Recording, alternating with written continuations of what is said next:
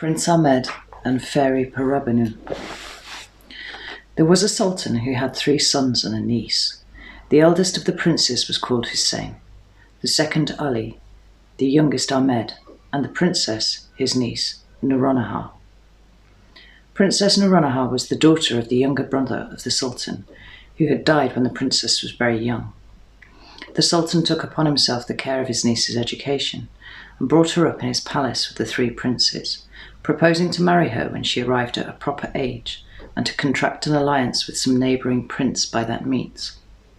But when he perceived that the 3 princes, his sons, loved her passionately, he thought more seriously on that affair. He was very much concerned. The difficulty he foresaw was to make them agree, and that the 2 youngest should consent to yield her up to the young elder brother. As he found them positively obstinate, he sent for them all together and said to them, "Children, since for your good and quiet I have not been able to persuade you no longer to aspire to the princess, your cousin, I think it would not be amiss if each of you travelled separately into different countries. And, as you know, I am very curious and delight in everything that's singular. I promise my niece in marriage to him who shall bring me the most extraordinary rarity. For the purchase of this rarity you shall go in search of, and the expense of travelling, I shall give you each a sum of money." As the 3 princes were always submissive and obedient to the sultan's will, and each flattered himself fortune might prove favourable to him, they all consented to it. The sultan paid them the money he had promised them, and that very day they gave orders for the preparation for their travels, and took their leaves of their father, that they might be the more ready to go the next morning. Accordingly, they all set out at the same gate of the city, each dressed like a merchant, attended by an officer of confidence dressed like a slave, and all well mounted and equipped. They went the first day's journey together and lay at an inn, where the road divided into 3 different directions. At night, when they were at supper together, they all agreed to travel for a year and to meet at that inn.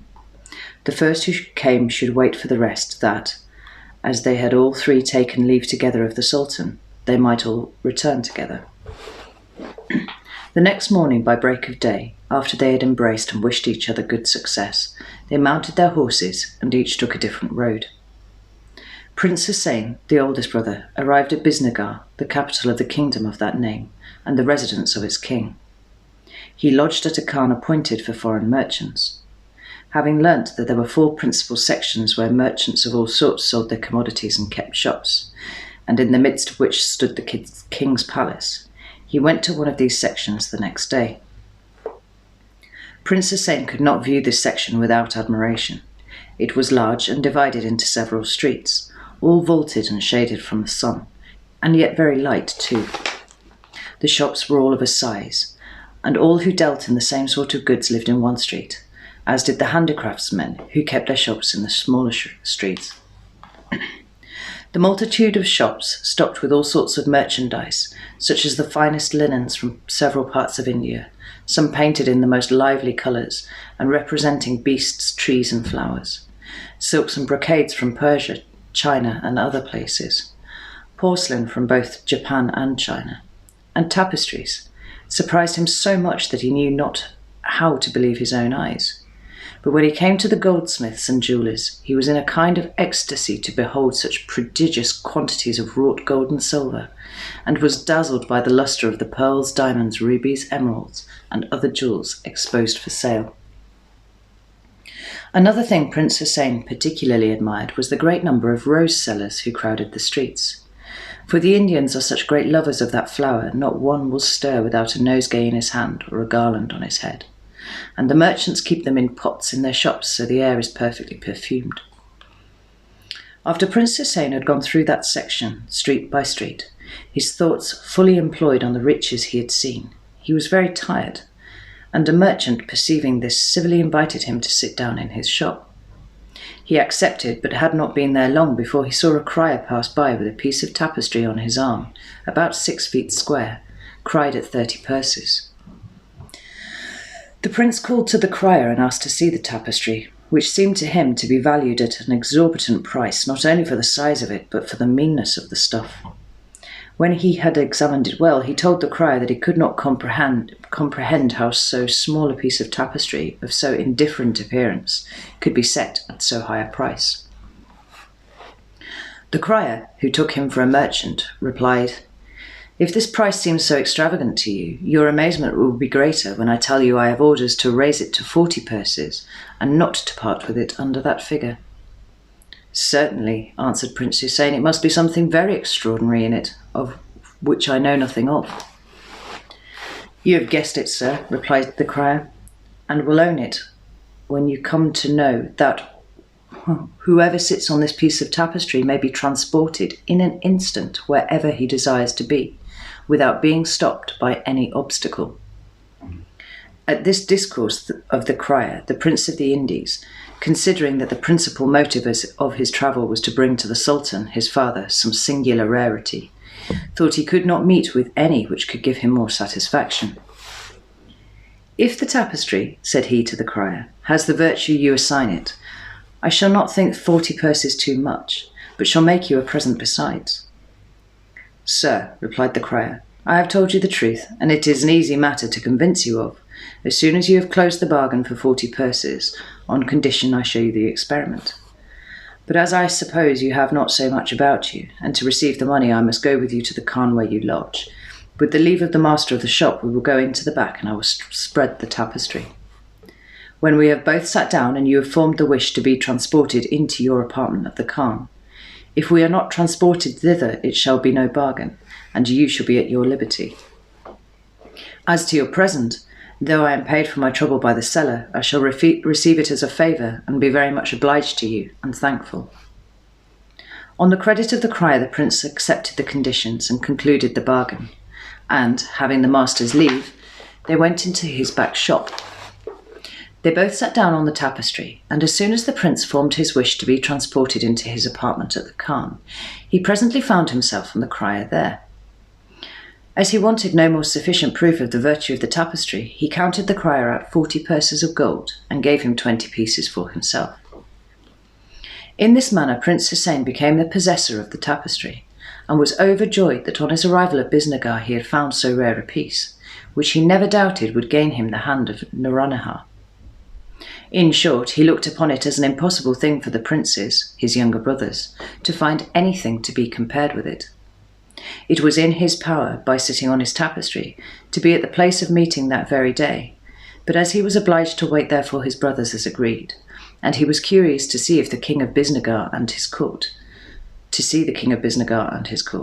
and to inform himself of the strength, laws, customs, and religion of the kingdom, he chose to make a longer abode there, and to spend some months in satisfying his curiosity. After which he transported himself and the officer he had brought with him to the inn where he and his brothers were to meet, and where he passed for a merchant until they came. Prince Ali, the second brother, who decided to travel into Persia, joined a caravan 3 days after he parted with his brothers, and after 4 days' travel arrived at Shiraz, which was the capital of the kingdom of Persia. Here he passed for a jeweller. The next morning Prince Ali, who travelled only for his pleasure and had brought nothing but necessaries along with him, took a walk into that part of town which they at Shiraz called the Bezatine. Among all the criers who passed backwards and forwards with several sorts of goods, offering them for sale, he was not a little surprised to see one who held in his hand an ivory telescope of about a foot in length and the thickness of a man's thumb, and cried it at 30 pieces. At first he thought the crier mad, and to inform himself went into a shop and said to the merchant, who stood at the door, "Pray, sir, is not that man mad who cried the ivory perspective glass at 30 pieces? If he is not, I am very much deceived." "Indeed, sir," answered the merchant, "he was in his right senses yesterday. I can assure you he is one of the ablest criers we have, and the most often employed when anything valuable is to be sold. If he cries the ivory perspective glass at 30 purses, it must be worth as much or more, on some account or other. He will come by presently, and we will call him, and you will be satisfied. In the meantime, sit down on my sofa and rest yourself." Prince Ali accepted the merchant's obliging offer, and presently afterwards the crier passed by. The merchant called him by name and, pointing to the prince, said to him, "Tell that gentleman, who asked me if you were in your right senses, what do you mean by crying an ivory perspective glass, which seems not to be worth much, at 30 purses? I should be very much amazed myself if I did not know you." The crier, addressing himself to Prince Ali, said, "Sir, you are not the only person that takes me for a madman on account of this glass. You should judge yourself whether I am or no. When I have told you its property, I hope that you will value it at as high a price as those I have showed it to already, who have had as bad an opinion of me as you. First, sir," pursued the crier, presenting it to the prince, "observe that this pipe is furnished with a glass at both ends, and consider that, by looking through one of them, you will see whatever object you wish to behold." "I am," said the prince, "ready to make you all manageable reparation for the scandal I have thrown on you, if you will make the truth of what you advance appear."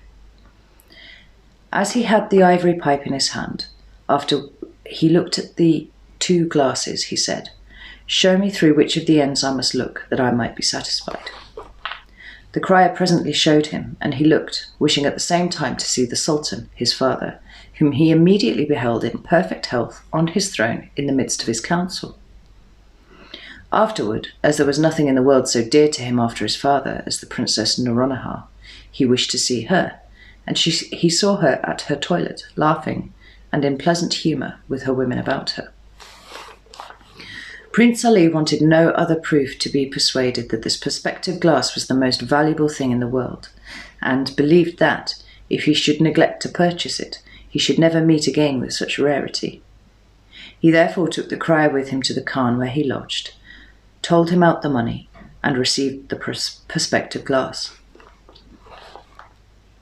Prince Ali was overjoyed at his bargain, and persuaded himself that, as his brothers would not be able to meet with anything so rare and admirable, the Princess Nouronihar would be the recompense of his fatigue and trouble. So he thought of nothing but visiting the court of Persia, incognito, and seeing whatever was curious in Shiraz and thereabouts, till the caravan with which he came returned to the Indies. As soon as the caravan was ready to set out, the prince joined them, and arrived happily without any accident or trouble, other than the length of the journey and fatigue of travelling, at the place of rendezvous, where he found Prince Hussein, and both waited for Prince Ahmed. Prince Ahmed, who took the road to Samarkand, the day after his arrival there went, as his brothers had done, into the Bezestein, where he had not walked long before he heard a crier, who had an artificial apple in his hand, cry it at 35 purses. Upon hearing this, Ahmed stopped the crier and said to him, "Let me see that apple, and tell me what virtue and extraordinary properties it has to be valued at so high a rate." "Sir," said the crier, giving it into his hand, "if you look at the outside of this apple, it is worthless. But if you consider its properties, virtues, and the great use and benefit it is to mankind, you will say it is no price for it, and that he who possesses it is a master of great treasure. In short, it cures all sick persons of the most mortal diseases. If the patient is dying, it will recover him immediately and restore him to perfect health. And this is done in the easiest manner in the world, through the patient's smelling the apple." "If I may believe you," replied Prince Ahmed, "the virtues of this apple are wonderful, and it is invaluable. But what ground have I, for all you tell me, to be persuaded of the truth of this matter?" "Sir," replied the crier, "the thing is known and averred by the whole city of Samarkand. Without going any farther, ask all of these merchants you see here and hear what they say. You will find several of them who will tell you they had not been alive this day if they had not made use of this excellent remedy. And that you may the better comprehend what it is, I must tell you it is the fruit of the experiments of a celebrated philosopher of this city, who applied himself in all his lifetime to the study and knowledge of the virtues of plants and minerals, and at last attained this composition, by which he performed such surprising cures in this town as will never be forgotten. But he died suddenly himself before he could apply his sovereign remedy, and left his wife and young children behind him in very indifferent circumstances. She, to support her family and provide for her children, is resolved to sell the apple." While the crier informed Prince Ahmed of the virtues of the artificial apple, a great many persons came about them and confirmed what he said. One among the rest said he had a friend, dangerously ill, whose life was despaired of, and that it was a favourable opportunity to show Prince Ahmed the experiment. Upon which the prince told the crier he would give him 40 purses if he cured the sick person. The crier, who had orders to sell it at that price, said to Prince Ahmed, "Come, sir, let us go and make the experiment, and the apple shall be yours. I can assure you that it will always have the desired effect." In short, the experiment succeeded, and the prince, after he had counted out to the crier 40 purses and had received the apple, waited patiently for the first caravan that should return to the Indies, and arrived in perfect health at the inn where the princes Hussein and Ali waited for him. When the princes met, they showed each other their treasures, and immediately saw through the glass that the princess was dying. They then sat down on the carpet, wished themselves with her, and were there in a moment. Prince Ahmed no sooner perceived himself in Naronahar's chamber than he rose off the tapestry, as his brothers did also, went to the bedside, and put the apple under her nose. Some moments afterwards the princess opened her eyes, and turned her head from one side to another, looking at the persons who stood about her, and then rose up in the bed and asked to be dressed, just as if she had waked out of a sound sleep. Her women, having presently informed her, in a manner that showed their joy, that she was obliged to the 3 princes for the sudden recovery of her health, and particularly to Prince Ahmed, she immediately expressed her joy at seeing them, and thanked them all together, and afterwards Prince Ahmed in particular. While the princess was dressing, the princes went to throw themselves at the feet of the Sultan, their father, and to pay their respects to him. But when they came before him, they found he had been informed of their arrival by the chief of the princess's eunuchs, and by what means the princess had been perfectly cured. The Sultan received and embraced them with the greatest joy, both for their return and the recovery of his niece, whom he loved as well as if she had been his own daughter, and who had been given up by the physicians. After the usual ceremonies and compliments, each of the princes presented his rarity. Prince Hussein his tapestry, which he had taken care not to leave behind him in the princess's chamber, Prince Ali his ivory perspective glass, and Prince Ahmed his artificial apple. And after each had commended his present, when he put it into the Sultan's hands, they begged of him to pronounce their fate, and to declare which one of them he would give the Princess Naronahar for a wife, according to his promise. The Sultan of the Indies, having heard without interrupting all that the princes could represent further about their rarities, and being well informed of what had happened in relation to the Princess Naronahar's cure, remained for some time silent, as if he was thinking on what answer he should make.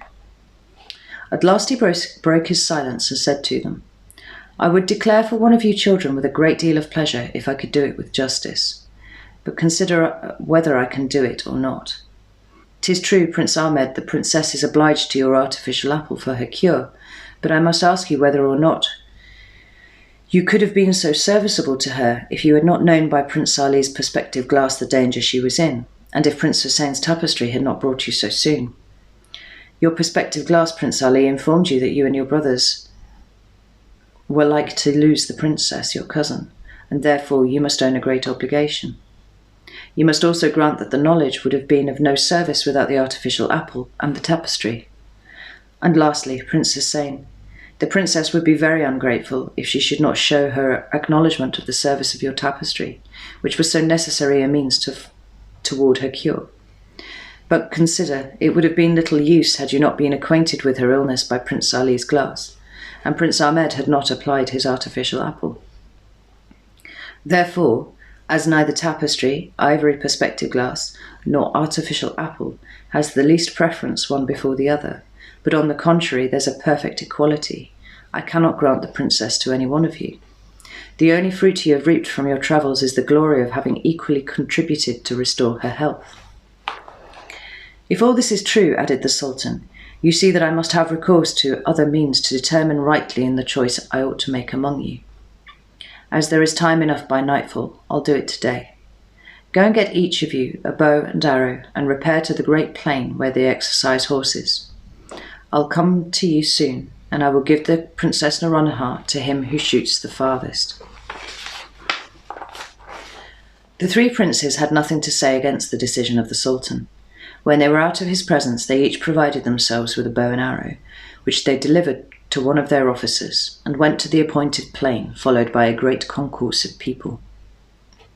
The Sultan did not make them wait long for him, and as soon as he arrived, Prince Hussein, as the eldest, took his bow and arrow and shot first.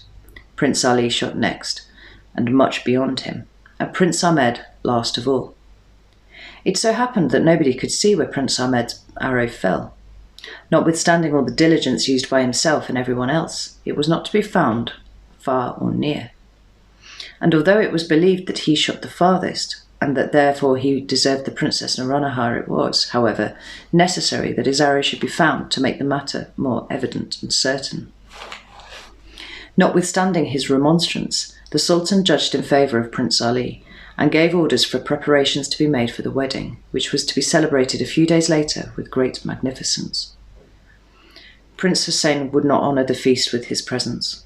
In short, his grief was so violent and insupportable that he left the court and, renouncing all right of succession to the crown, became a hermit.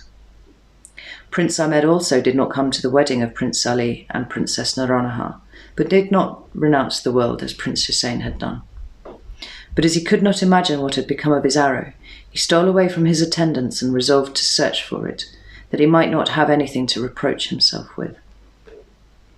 With this intent he went to the place where his brother's arrows were gathered up, and, going straight forward from there, looking carefully on both sides of him, he went so far that at last he began to think that his labour was all in vain. But yet he could not help going forwards, until he came to some steep craggy rocks, which were the bounds of his journey, and were situated in barren country, about 4 leagues distance from where he'd set out. When Prince Ahmed came nigh to these rocks, he perceived an arrow, which he gathered up, looking earnestly at, and was greatly astonished to find it was the same he shot away. "Certainly," he said to himself, "neither I nor any man living could shoot an arrow so far." Finding it flat, not sticking into the ground, he judged that it rebounded against the rock. "There must be some mystery in this," he said to himself again, "and it may be advantageous to me. Perhaps fortune, to make me amends for depriving me of what I thought the greatest happiness, may have reserved a greater blessing for my comfort." As these rocks were full of caves, some of them deep, the prince entered into one, and, looking about, cast his eyes on an iron door which seemed to have no lock, but he feared it was fastened. However, thrusting against it, the door opened and revealed an easy descent along an incline, down which he walked, carrying his arrow in his hand. At first he thought he was going into a dark, obscure place, but presently quite a different light succeeded that out of which he came, and, entering into a large, spacious place, about 50 or 60 paces distant, he perceived a magnificent palace, which he had not then time to look at. At the same moment, a lady of majestic bearing advanced as far as the porch, attended by a large troop of ladies, so finely dressed and beautiful that it was difficult to distinguish which was the mistress. As soon as Prince Ahmed perceived the lady, he made all imaginable haste to go and pay his respects. The lady, on her part, seeing him coming, prevented him from addressing his discourse to her first, but said to him, "Come nearer, Prince Ahmed, you are welcome." It was no small surprise to the prince to hear himself named in a place he had never heard of, though so nigh to his father's capital, and he could not comprehend how he should be known to a lady who was a stranger to him. At last he returned the lady's compliment by throwing himself at her feet, and, rising up again, said to her, "Madam, I return you 1,000 thanks for the assurance you gave me of a welcome to a place where I believed my imprudent curiosity had made me penetrate too far. But, madam, may I, without being guilty of ill manners, dare ask you by what adventure you know me, and how you, who live in the same neighbourhood with me, should be so great a stranger to me?" "Prince," said the lady, "let us go into the hall. There I will gratify you in your request." After these words, the lady led Prince Ahmed into the hall. Then she sat down on a sofa, and when the prince, by her entreaty, had done the same, she said, "You are surprised, you say, that I should know you, and not be known by you. But you will no longer be surprised when I inform you who I am. You are undoubtedly sensible that your religion teaches you to believe that the world is inhabited by genii as well as men. I am the daughter of one of the most powerful and distinguished of genii. My name is Parabanu. The only thing I have to add is that you seem to me worthy of a happier fate than that of marrying the Princess Noronihar. In order that you might attain to it, I was present when you drew your arrow, and foresaw it would not go beyond Prince Hussein's. I took it into the air and gave it the necessary motion to strike against rocks near where you found it, and it lies in your power to make use of the favourable opportunity which presents itself to make you happy."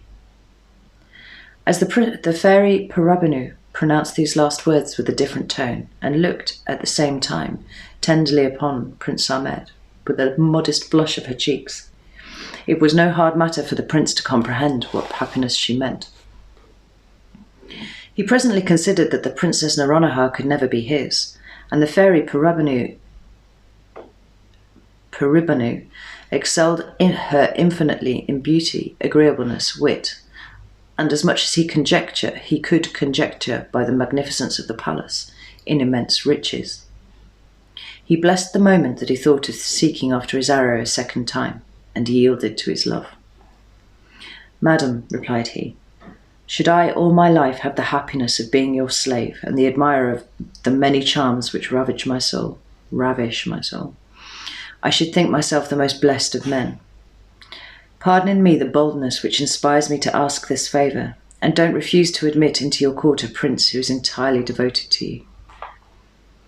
"Prince," answered the fairy, "will you not pledge your faith to me as I give mine to you?"